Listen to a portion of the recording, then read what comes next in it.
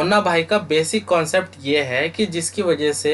ये movie critically इतनी ज़्यादा फेमस हुई थी और आज भी ये इतनी ज़्यादा रेलेवेंट है कि इसमें राजू राय ने 4 समस्याओं को डेवलप किया है। और इन चारों समस्याओं को जो कि हमारी सोसाइटी को रिप्रेजेंट कर सकती हैं और ये करती भी हैं, इन चारों समस्याओं को उन्होंने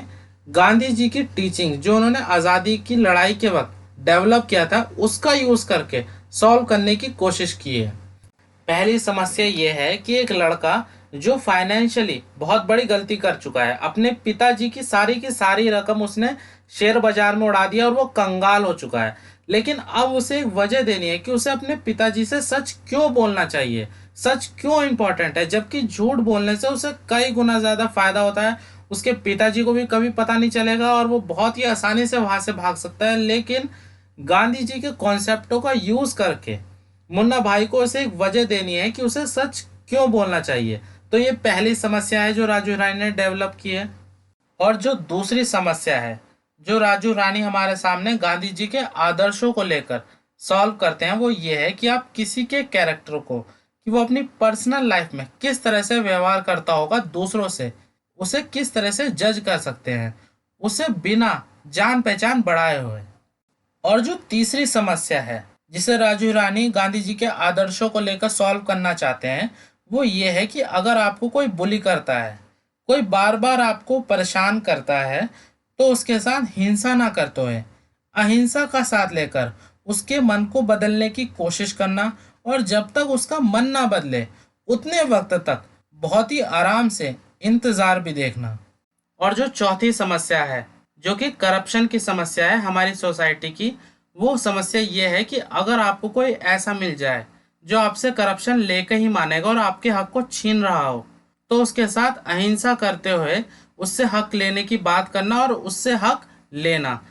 लगे रहो मुन्ना भाई को अगर आप ध्यान से देखें तो लगे रहो मुन्ना भाई में खास बात यह है कि मूवी में राजू हिरानी ने गांधी जी की टीचिंग्स और उनके विचारों को बताने के लिए खुद गांधी जी के कैरेक्टर को डेवलप किया है। और इससे ये फायदा हुआ है कि अगर वो किसी दूसरे कैरेक्टर को लेते जो गांधीवादी होता और गांधीगिरी की बात करता, तो उससे करने के लिए उन्हें पहले उस कैरेक्टर को डेवलप करना पड़ता और ऑडियंस को ये भी बताना पड़ता कि वो इस पॉइंट तक किस तरह से पहुंचा। और ऐसा करने के चक्कर में मूवी लेंदी हो जाती और मूवी के जो दो मेन सब्जेक्ट्स हैं, पहला सब्जेक्ट ये है कि मुन्ना और जानवी की लव स्टोरी दिखाना और दूसरा सब्जेक्ट ये है कि गांधी जी की टीचिंग्स को लेकर सोसाइटी की प्रॉब्लम को एड्रेस करना। तो ये दोनों ही सब्जेक्ट्स में दिक्कत होती और मूवी की लेंथ भी बड़ी हो जाती। तो इससे कह सकते हैं कि जो राजू हिरानी ने गांधी जी के कैरेक्टर को डेवलप किया है वो मूवी का एक मेन यूएसबी है। गांधी जी के अलावा मूवी में जो दूसरा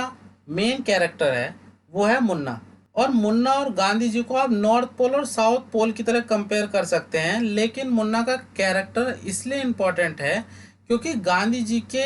शब्दों को, उनके विचारों को मुन्ना के सहारे से एक नई टोन मिलती है जो कि आज के समय के लिए बहुत ज़रूरी है और वो मूवी को बहुत ज़्यादा इंटरेस्टिंग भी बनाती है।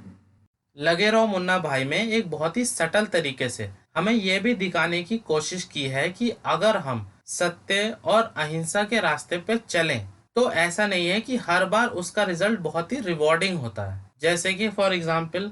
जब दिया अपने मांगलिक होने के बारे में सबको बता देती है तो उसकी शादी टूट जाती है। जब मुन्ना अपने बारे में कि वो क्या करता है और शायद उसकी वजह से ही जानवी का घर उससे छिना है, मुरली कोई घर में घुसा है, सामान निकाल रहा है। ये सब जानवी को बता देता है तो जानवी उससे दूर चली जाती है। और तीसरा एग्जाम्पल है कि जब मुन्ना अपने बारे में ये बता देता है कि हाँ उसे गांधी जी दिखते हैं, जब वो ये अपने बारे में प्रेस को बता देता है तो प्रेस उसे पागल डिक्लेयर कर देती है।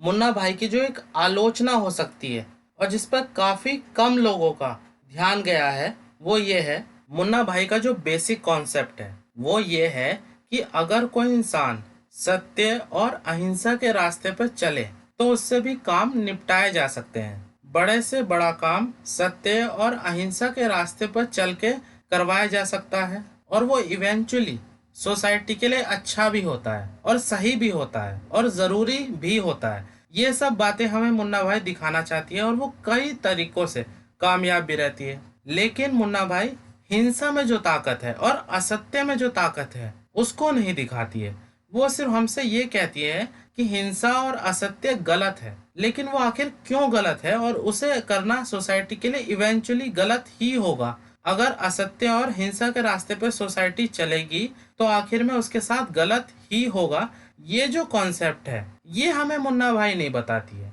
और जिसकी वजह से जो दोनों विचारधाराएं हैं, जिसमें एक तरफ सत्य है और दूसरी तरफ असत्य है, उनके बीच में तुलना नहीं हो पाती है।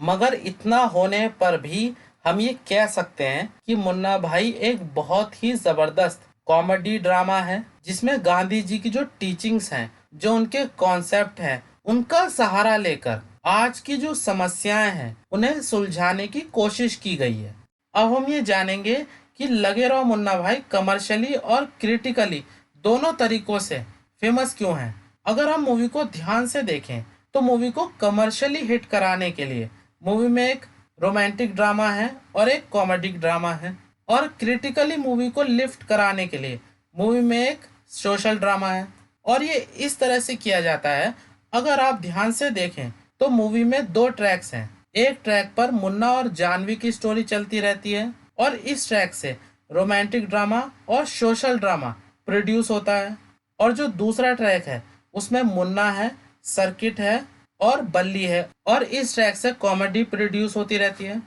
और लगे रहो मुन्ना भाई में राजू हिरानी ने एक बहुत ही यूनिक ट्रिक को यूज़ किया है, और वो ट्रिक ये है कि जब उन्होंने सामाजिक मुद्दों को उठाया है तो जो उन्होंने परिस्थितियां बनाई हैं सामाजिक मुद्दों को उठाने के लिए, वो बहुत ही ज़्यादा मजाकिया हैं और वो देखने में बहुत ही ज़्यादा सिली लगती हैं, जिसकी वजह से सामाजिक मुद्दों को एड्रेस करते वक्त मूवी कॉमेडी के रूप में कभी भी नीचे नहीं जाती है, जिसकी वजह से कॉमेडी ड्रामा भी चलता रहता है और उसी वक्त सोशल ड्रामा भी चलता रहता है, जो कि बॉलीवुड की मूवीज़ में बहुत कम होता है। बहुत कम मूवी ऐसी होती हैं कि जब वो सोशल ड्रामा को चलाती हैं उस वक्त मूवी का जो कॉमेडी ड्रामा है वो बहुत नीचे हो जाता है। लेकिन लगे रहो मुन्ना भाई में ऐसा नहीं होता है, क्योंकि परिस्थितियां जो सामाजिक मुद्दों को उठाने के लिए बनाई गई हैं वो बहुत ही ज़्यादा मजाकिया हैं, और एक मेरे ख्याल से एक कॉमेडियन की नज़रों से